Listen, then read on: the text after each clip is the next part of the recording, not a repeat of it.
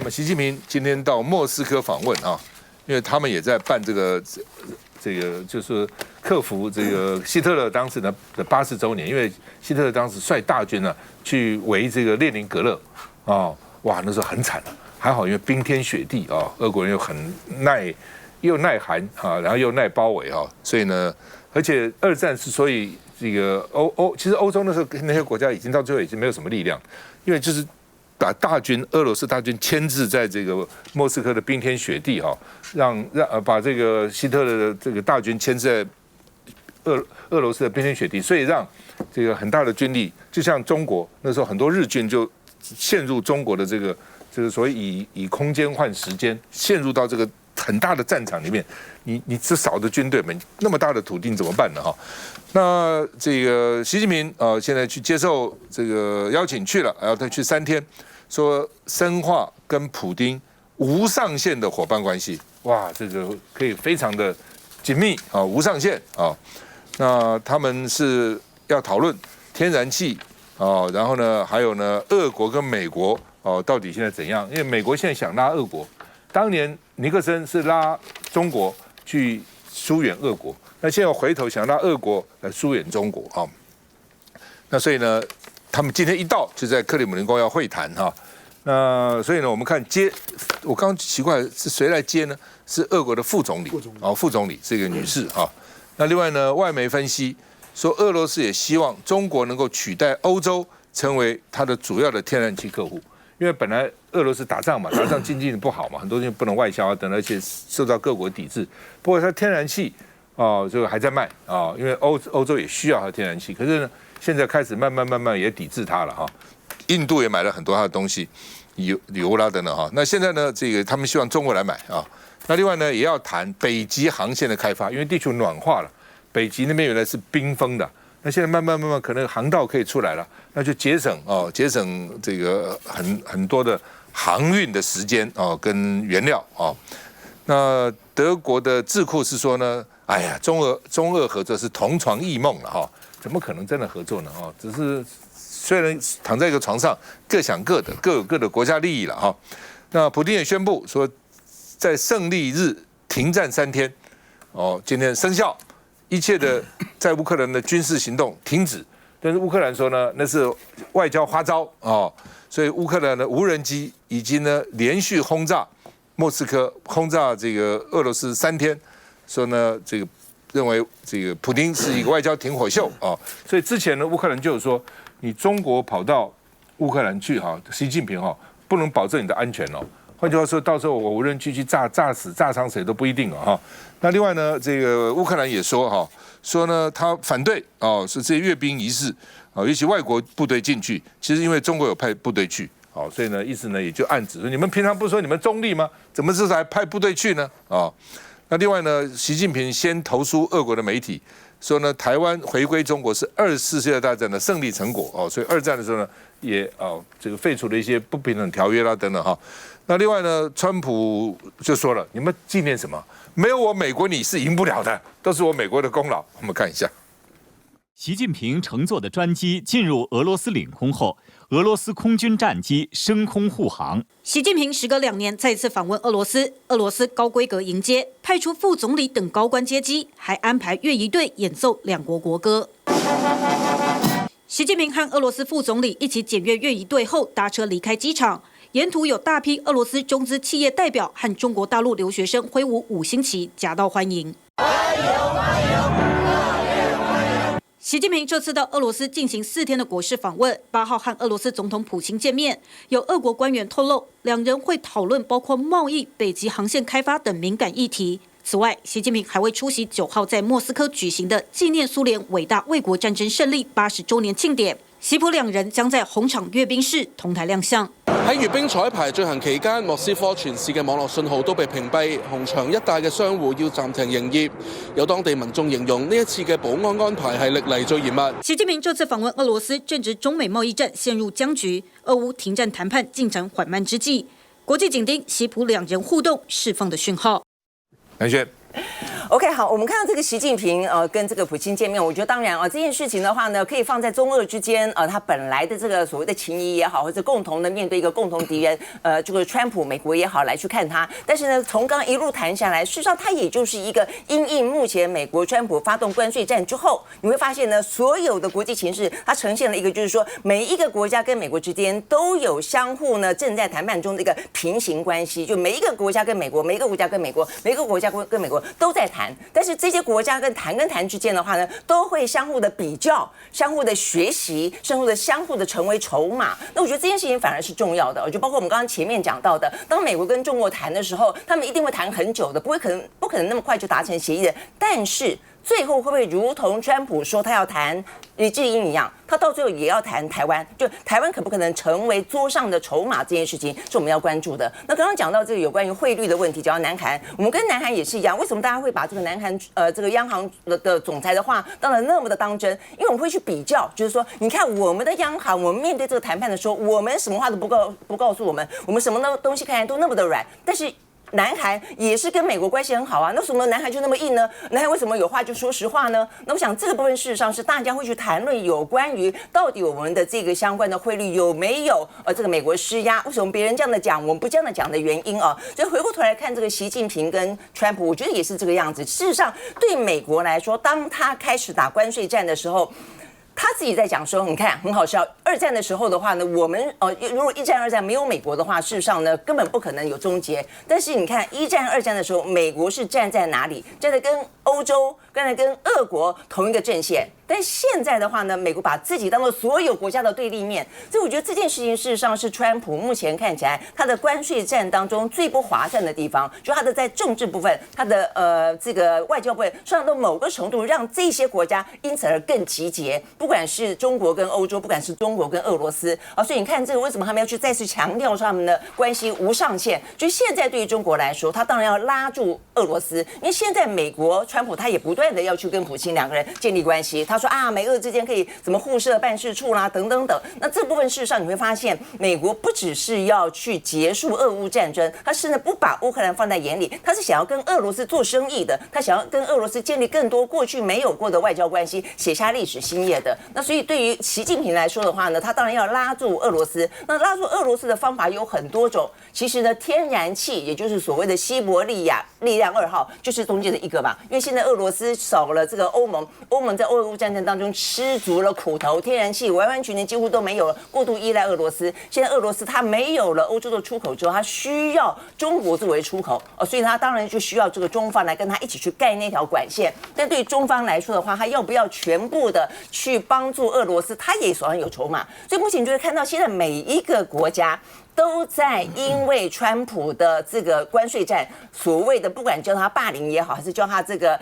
美国优先也好，都因为这样的关系，所以呢，连是朋友的就更是朋友了，不是朋友的呢，都开始呢这个眉来眼去，都开始必须要相互的结盟了。所以我觉得这件事情其实对台湾来说的话，教训真的很大刚才呢，委员特别提到说，哎呀，我们跟中国比的话呢，其实我们的关税一定谈得比较好。我们台湾没有要跟中国比啊，我们的半导体的对手是韩国啊。刚刚赵先生说的我们没有，中国不是我们的对手啊，中国是成熟制程啊，我们的话是先进制程啊，所以我们没有跟中国比啊。而且呢，你说如果说赢了里子比较重要，面子不重要，那为什么别人里子面子都可以要顾呢？我们台湾不是讲尊严吗？那为什么我们尊严可以这样拿在脚底下去践踏呢？更何况我们谈到这个汇率的问题的时候，如果说你只赢了关税，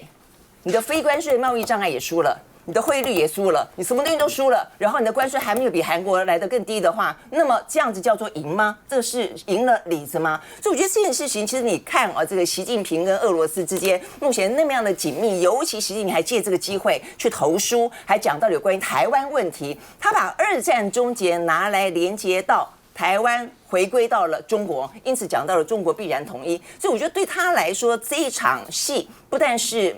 俄罗斯普京需要看，他需要演。对于习近平来说，他也是个大好的舞台，就尽量的去演他的戏。所以在某个程度来看，我会觉得这已经不是一场关税战、贸易战、经济战了。其实反过来看，美国在打经济战，其实习近平真的打一场政治战。思璇，这个要里子各国都要里子，但是大家不要忘记一件事情：过去谁最要面子？其实是民进党。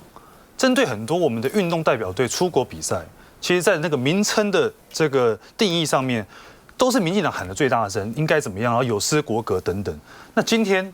当然大家都要理智，都要面子。我先讲一下刚刚这个习近平访俄国这件事情哦，这个大概是大国政治中的一种表态。那结论是什么？我认为是在这个美中谈判关税战，他想要拿到更高的筹码。现在我们看到美国跟乌克兰跟泽伦斯基已经谈的，我看差不多了，他的稀土协议等等。那这个乌克兰泽伦斯基看得很清楚嘛，所谓的什么欧洲联军等等根本不堪一击，没有办法帮到他，所以他跟美国谈成了协议。我觉得美国跟俄罗斯出现了平行利益的时候，当然自然的普丁就会开始跳脚，甚至他还放话说什么希望不要有核战啊等等的。那我们看到最大的改变是什么？是普丁对不起，川普过去对于乌克兰其实是不断的去踩踏乌克兰的前一段时间，但是这一次开始我看到川普讲说什么，普京这有时候都在敷衍我啊等等，这是一种态度上的转变。在乌俄战，中国也是一样，过去他都是保持中立，当然了，台面下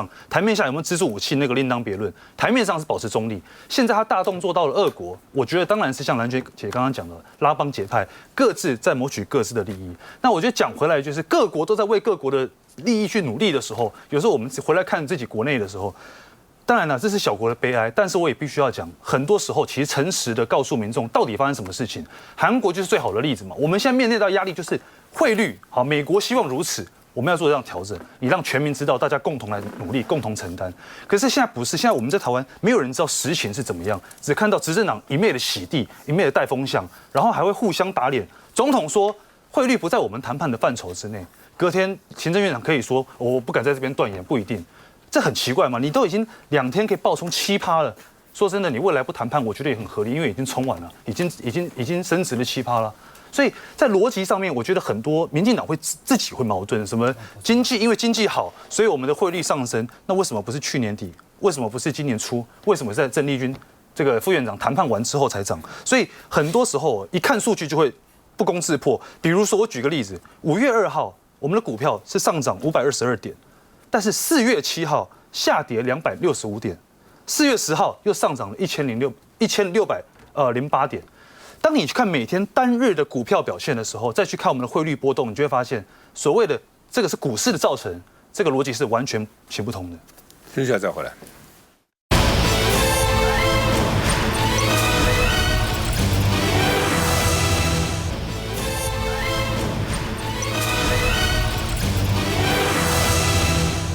好，赖清德今天出席欧战胜利80周年纪念茶会哦。那他说呢，这个以武力侵略他国是不正义的行为啊，不正义的罪行，要珍视和平，就不能坐视侵略啊。同时呢，他说这个台湾跟欧洲应该合作对抗新集权集团啊。那另外呢，王宏威说呢，国民党对2次大战的贡献是不容抹煞的啊，特别在这个。对日本啊，那另外呢，因为当时在欧洲就是德国嘛，在亚洲其实主要是日本啊。那另外呢，这个媒体是说呢，赖清德之所以要讲话，是要跟习近平抢2战史观的话语权啊，所以要来定义啊，来诠释第2次战争的历史观啊。那当然，媒体也批评说，那赖清德为什么去蹭欧战啊？欧战跟台湾的关系不紧密啊，那日本才重要啊。哦，那这个中华民国这个。当时在台湾被日本的这个占领啊，那么为什么这个赖清德有这么高的日本的殖民地的情节了啊？殖民的情节哈，那好像陈水扁那时候也取消了光复节的庆祝，也不庆祝光复节了啊，就觉得说哇，光什么复哈，然后也不认为日本是战败，认为是终止的终战啊等等哈，而且日本欧战这个说打赢了以后呢，那个时候台湾还在打仗。还作为日本的这个前进亚洲的东南亚的前进基地之一，还有很多台湾兵被征去打仗哈。3个月以后，因为美国在长崎广岛投下的原子弹，日本才无条件投降，否则德国已经打不下去了，日本这边还在那边垂死挣扎哈。那另外呢，这个朱立伦呢，因为最近说在这个中常会说呢，赖清德对在野党罢免这些作为呢，是希特勒在做的事情。那德国在台协会呢就很不爽，就说呢。这个赖清德哪有希特勒可恶哦？你不能这样的话呢，就是这个讲清了这个希特勒的罪行啊。那所以呢，就谴责朱立伦Eric 朱哈。那这好像是有有串联了，德国发表以后呢，法国、欧洲好几个国家都发表同样的话，欧盟也发表了，以色列今天也发表了哈。那但是呢，就有这个网友说呢，那当时呢，陈其迈把江宜桦拿出来，还给他撇了2撇小胡子，说江宜桦就像希特勒一样。那怎么没有听到德国在这里讲话呢？为什么没有听到欧盟讲话呢？那欧盟是不是受到这个任何的运作呢？还是德国有这个双重标准呢？所以呢，你应该一样啊，谴责这个陈其迈啊。那陈其迈说我不这个意思啊。陈其迈有发表说我是呢说要重视民主比较重要了哈。那朱立伦也很生气，朱立伦说台湾很多人觉得赖清德是独裁的，做民调看看。所以你这些外国不要干涉其他国家的内政你尤其我们最大在野党，我们的国会超过民进党，县市长那么多当选，你这么公开在指责我干嘛呢？而且呢，你不要帮迫害民主的独裁者讲话。所以呢，朱立伦反击德国在台协会那行政院出来骂朱立伦说你这个比喻非常不恰当那另外呢，朱立伦呢又发文说各方都应该将心比心而不应该呢这个有双重标准。我们看一下，二战的胜利奠基在人类社会团结起来，共同反侵略、复家园，追求真正和平的决心和行动。首次正式纪念二战结束，总统赖清德提出3主轴，要呼吁友盟团结一致。危机变成向外扩张的野心前，就紧密团结起来，让侵略者的野心毫无可乘之机。现在也是我们最好的时刻，我相信，只要我们通力合作，一定可以用实力带来很久且真确的和平。看到当前台海局势紧张，总统喊话要反对侵略者，正好大陆国家主席习近平也投书俄媒触及二战史观，提到台湾回归中国是二战胜利的成果，更指无论台湾形势如何变化，外部势力如何捣乱，大陆始终统一，也必将统一，历史的大势不可阻挡。习近平说台湾回归中国是二战胜利的成果。总统的微笑有弦外之音吗？因为发表演说时机很敏感，刚好隔天习近平将出席俄罗斯阅兵欧战的活动，这是否互相争抢二战话语权？志兄，之前台湾的这个领导人从来没有庆祝过什么欧洲的这个战争，对，50年周年没有，60年、70周年没有，为什么80周年赖清德要纪念？我想我连刚才品轩那个世轩说的一起补充我们要理智，我们也要面子。我们也不是说面子被践踏在地上，那被践踏在地上。你像美国通过的那个台湾保证实施法案，通过台湾国际团结法案，我觉得美国世界支持台湾，这个就是我们要的最大的面子。我们哪有没面子那就是说，基本上我再补充一下刚才川普的关税战事实上这个只是一个序幕，他最后的目标其实这些都是只是他的手段，那最后的目标其实。中国要变成世界第一强国，要超越美国，他不让他超越，那他对抗中国，所以我刚提到未来可能就是红色供应链跟非红供应链。那川普最后的目标是在那里，那现在这些不确定性所以包括刚邵文兄提到那个鲍尔包括杨金龙等等有一些问题，那我就不讲那么细。那赖清德讲到这一个。就是二战讲到欧战，其实他讲到最后，他的重点是什么？他说德意日当时都是轴心国，当时都是集权装置侵略的国家，现在都变成民主国家，那其实反而是中国现在你共产党你是专制国家，所以赖清德要强调就是说，事实上我们跟我刚刚讲的那个川普讲的呼应，就是说。将来事实上就是自由民主国家联盟，不管是产业，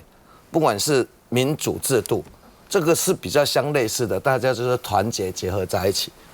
来对抗专制威权的国家。事实上，我不讨厌中国人，我就讨厌中共很清楚那国民党可以跟我一起讲，你讨厌中共吗？就这么简单这个是制度问题嘛。我们民主国家民主制度就讨厌共产制度，就这么简单嘛。所以赖清德会去讲这个部分，我想朱立伦是更要不得刚刚主持人也提到，你包括德国，包括那个比利时、荷兰、欧盟包括以色列，统统谴责朱立伦。他们怎么谴责？他表示失望跟忧虑。今天是朱立伦，你把台湾比喻做纳粹，你把民进党比喻做纳粹，事实上现在是中国比较纳粹，还是民进党比较纳粹？现在是中国是专制国家、民主国家，还是台湾是专制国家、民主国家？这个就很清楚嘛。所以朱立伦，你这个比喻就是不伦不类嘛。你难怪全世界都在谴责你，欧盟那么多国家都谴责你。那今天国民党说前几天说要开国际记者会，我倒建议朱立伦要先开国际记者会，为了说纳粹台湾这件事情跟世界道歉。香龙。我觉得我们都已经进到了某些历史漂流的幻觉里面，都忘了我是谁。特别在台湾谈历史的时候，这个时候谈，你只要还原到稍微当时的历史的场景，你都会觉得这些政客哪有脸用这种腔调讲话。刚刚我们谈了几段，比如说志杰兄讲到关税的问题，我是很佩服民进党，民进党是靠农民运动起家的。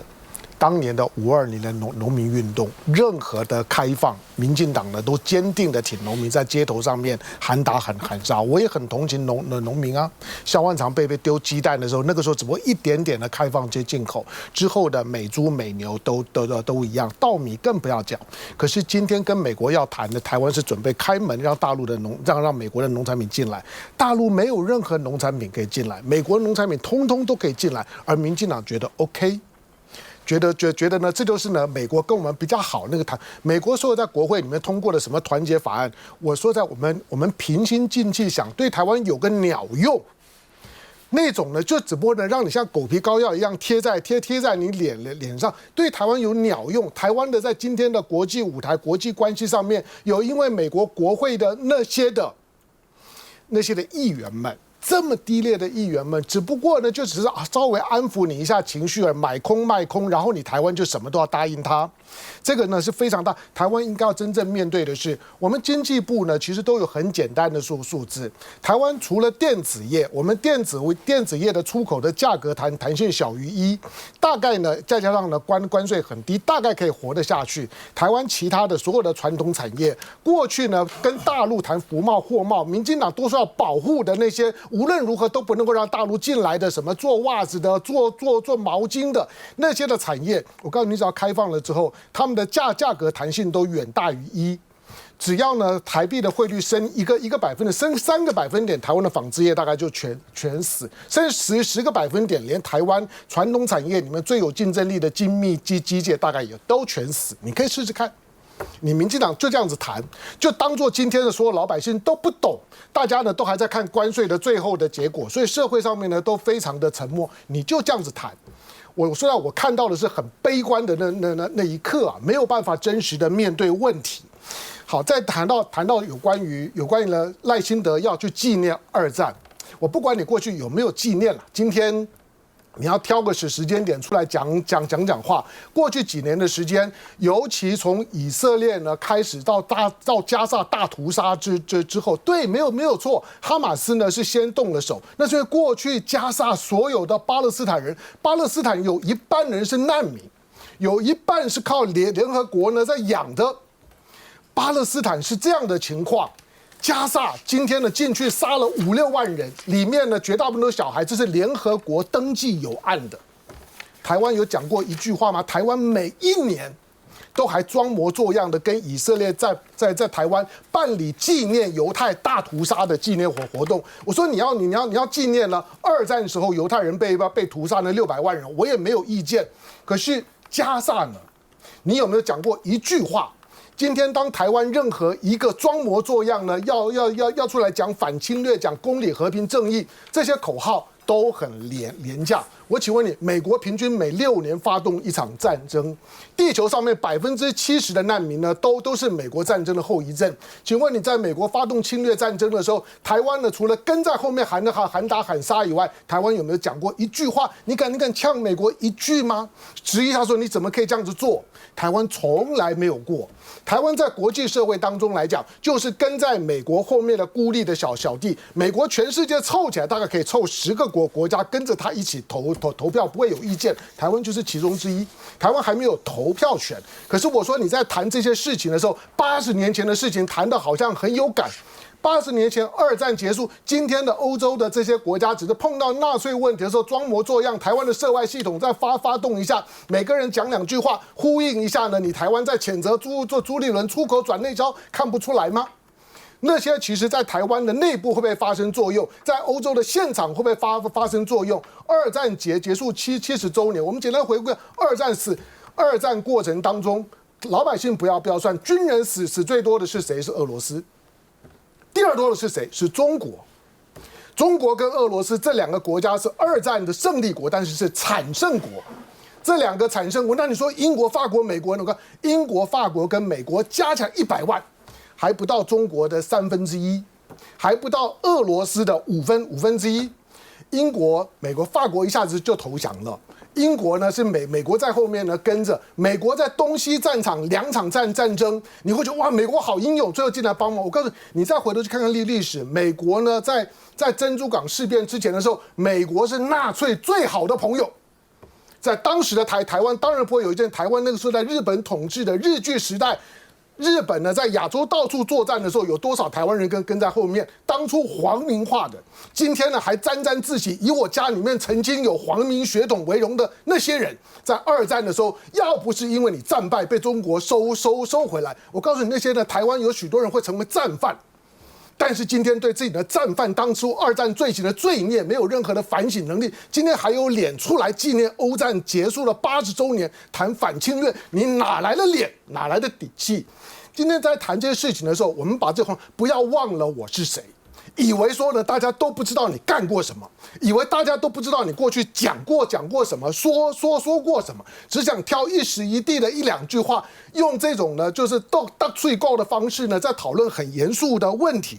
今天二战的时候，美国呢在太平洋战场当中，你川普讲那句话你就通通收吗？拜托，二战的时候呢，即使太平洋战争发生的时候，日军69%的军力是牵制在中国。今天呢，二战的时候，诺曼底登陆之前，如果不是因为呢史达林的林格勒的攻防战，